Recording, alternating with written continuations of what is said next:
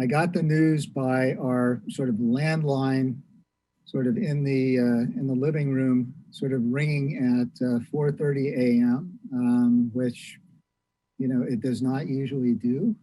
So I figured that this was probably a crank phone call, or there was some disaster in the laboratory, and sort of one of our low temperature freezers was warming up, and a crisis was occurring.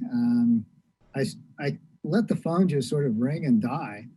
And then I thought, oh, okay, well, it must have just been a fluke. And so I started to head back into the bedroom, and then the bloody thing starts, ringing again.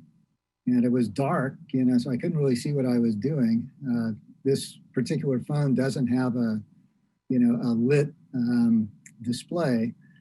So I was just sort of trying to push a button to either turn it off or turn it on, and suddenly there's a voice on the other side of the line with a Swedish accent,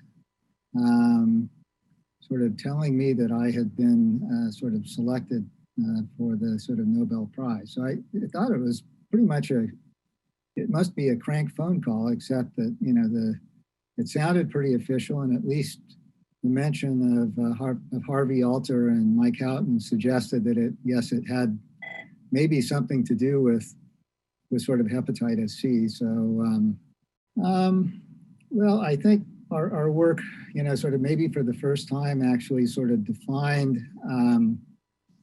sort of what a functional hepatitis C virus, genome, which is RNA for hepatitis C, was.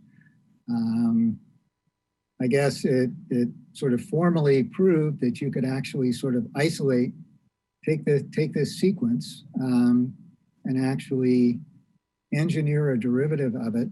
So put it through sort of an artificial recombinant DNA purification scheme, and then basically show that could initiate virus infection in the only animal model which we had at that time, the chimpanzee. I haven't thought about it, but I'll probably give it away to some deserving entity. Yeah, I actually wouldn't feel comfortable using it for any kind of personal use, because